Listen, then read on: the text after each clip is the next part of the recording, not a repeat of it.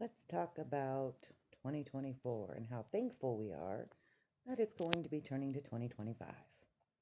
2024 was a year of a lot of losses, but still staying positive, still continuing to keep going.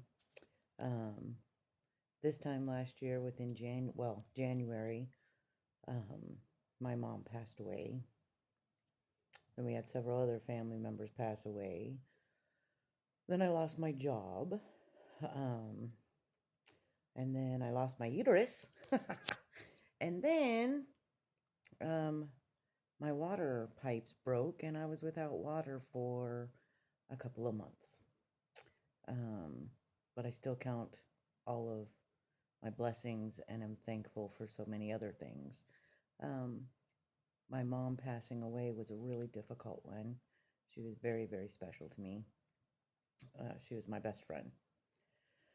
Um, But the positive in that is she spent years being in pain and going back and forth to hospitals and couldn't do anything that she loved anymore. She loved to crochet, she loved to cook, she loved to can, she loved to go dancing, she loved square dancing, line dancing, socializing, going camping. She was very active. And in the last 5 or 6 years of her life, she was basically stuck in a chair, not doing anything except for being in pain. And it was very hard to watch. Um, the other positive is I got to be there and hold her hand. I've been in the health field for over 30 years, and I was there to take care of her in the end and make sure she was comfortable. It also brought me closer to my dad. Um, my mom and I were so close that dad was dad was dad. I'm a daddy's girl, but my mom and I were best friends. So it's brought my dad and I closer. We talk every single night now. Um, yeah, it was a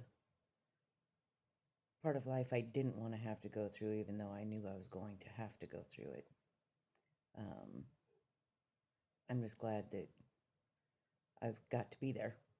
Um, then there was my job that I walked away from that I loved tremendously. But new administrators and things came in, and it became really a hostile environment. My anxiety was through the roof. I already suffer from anxiety. Um, and it just got to the point where I couldn't do it anymore. They were trying to push me out, and so I finally just left, and that was that. Got a home care job, and then when I got that, I started having a whole lot of pain in my stomach, and I thought that I was having an appendicitis. And then my friend was like, "You have to go to the doctor." It'd been like 2 days, and I was like, "Oh, I'm really, really sick. I think I should get checked out." Um, so I went to the emergency room, and I did not have an appendicitis. They did a CT scan and found that I had a very giant tumor in my stomach. So the next month, I was scheduled to have a total hysterectomy, and in that time, I couldn't work. And then it took 2 months to heal from it, and I couldn't work. And in the time while I was waiting um, to go to surgery, the main pipe to my house broke, and it was under a bunch of cement. And so then my brothers had to come and fix it. Uh, thank goodness for family, let me tell you. Although it took 2 months for them to get it fixed, it did finally get fixed. Um, so I'm extremely thankful for that. I'm very thankful that the surgery and everything went well.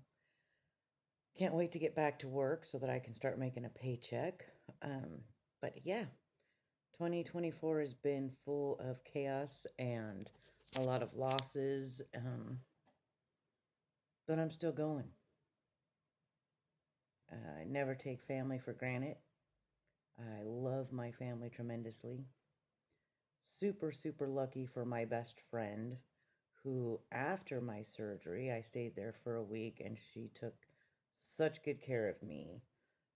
Helped to the bathroom, helped to eat, helped to make my food, helped to get me up out of my chair. She was 100% a trooper, and I've known her for as long as I've been alive. Um, and I was so blessed to have her.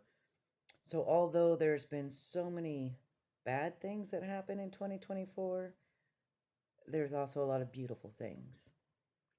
I've decided I don't want to work for a corporation ever again. I don't want to do nursing homes, hospitals, any of that. Um, it is very much time for me to figure out a business of my own. I don't want my future in somebody else's hands.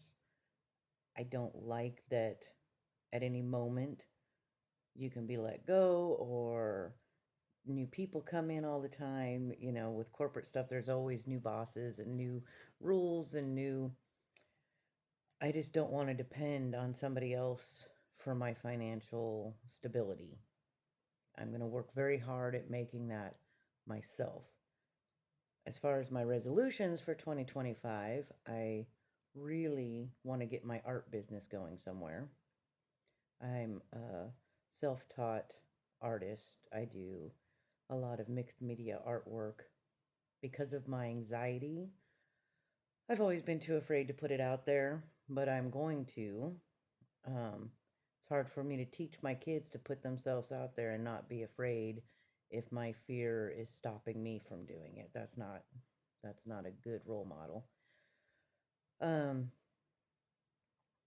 my other 2025, I would love to just be more independent in making my own money. Rather it's through art sales, YouTube, other side hustles, doing my own in-home care service. I just don't want there to be a corporation above me anymore. I don't want to be one in 1,000, um, or one in 200, or one in 100. I just want to be responsible for myself and make sure that my future is mine and not for somebody else to mess with. Yeah, so I'm trying to get this out on New Year's Eve because my goal was to get this out on New Year's Eve and um, get started. I told myself by the first I would have start a YouTube channel, get it going. No idea what I'm doing. I'm not going to be editing this because, well, I don't know how to edit yet. Not sure how to get a thumbnail. This is all just new, and I'm going to be learning, and you can come along and learn with me. I plan on talking a lot about my panic disorder and our OCD, also doing art therapy, which a lot of my artwork is my therapy because it keeps me grounded. It puts me in a happy place and it keeps my brain from overworking itself and panicking. So, yeah, if you're interested in coming along and seeing how things go, that'd be great. Please subscribe and hopefully things will go great. And I hope you guys have an amazing new year. Thanks.